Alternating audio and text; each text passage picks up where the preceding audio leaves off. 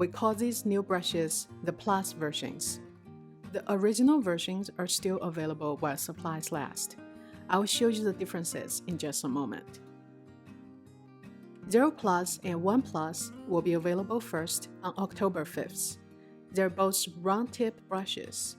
The flat tip versions, namely numbers 3 and 4, are set to launch on November 5th, along with a sampler pack for those who want to give them a try before committing.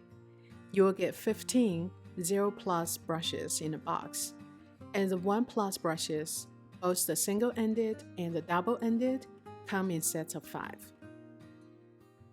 In this video, I will compare the results of using the single-ended original number 1 brush and the double-ended number 1 Plus brush.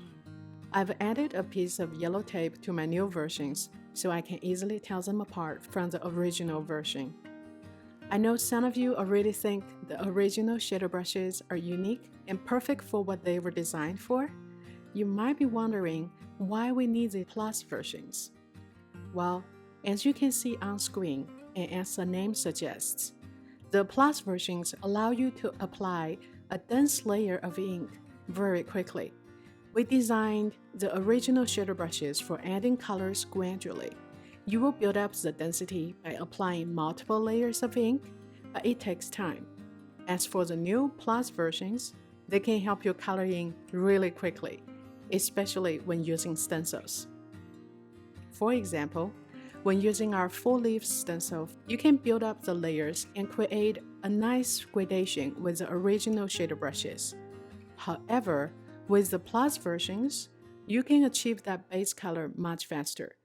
You can still create a gradation with the new versions. You can use 2 shades of ink for gradation, or if you use a very intense color like what I'm using, you can simply dab off the excess ink on the edge of your stencil or on a piece of scrap paper and apply the ink with a light hand. But look how much quicker it is to fill up the entire opening. Now, let's move on to my first card. I cut out the panel on a piece of cardstock trimmed to 4 1/4 by 5 1/2. Align the coordinating stencil on top and press on the edges of the stencil to let the grip mat to help me hold it in place. Apply a layer of yellow ink using one of our blending brushes, which are great for covering large areas. I'm not too concerned about the unevenness of the yellow ink because that's what I'm going for, the natural variation in leaf colors. I'm using our original shader brushes here. I start somewhere on the stencil and gently push the ink into the openings in a flicking motion. I leave the stencil in place between colors and clean off excess ink with a dry microfiber cloth. I rub in a circular motion because I don't mind the ink mixing a bit for this particular design. However, for stencils with more precise color requirements, I will show you a different technique later in this video.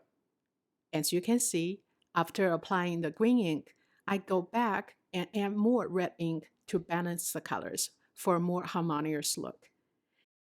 And just like the rest of our pop-up panel dies, you can create a fun dimensional look by popping these leaves up.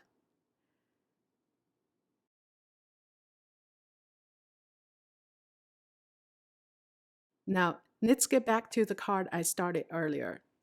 I want a more graphic look for this one, and our Plus versions of the shader brushes are perfect for it.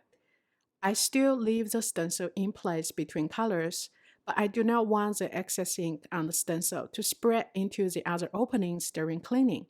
So instead of rubbing in circles, I put the microfiber cloth over my index finger and drag and lift the excess ink along the edges by pushing the ink towards the same opening.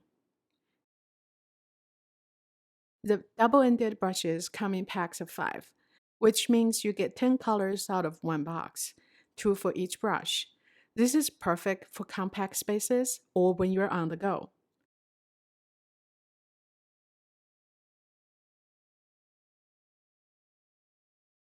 I probably should have left the Give Thanks word die cut white to make it stand out better against the green card base, but I couldn't resist giving it an ink blended look with the new shader brushes. for large areas like this, the new shader brushes create a beautiful gradation very quickly. And here's a quick tip. You don't have to have your word die cut perfectly straight when you blend the ink color in. I will do whatever feels natural to my hand. No one will know the difference. Between the two brush versions, you just need to decide whether you want to achieve a wide range of color using just one ink, a more controlled approach using original brushes, or less variation in the shades of the ink, but a fast application. As for me, I'm glad we have both. Thank you for watching this video. I'll see you again soon.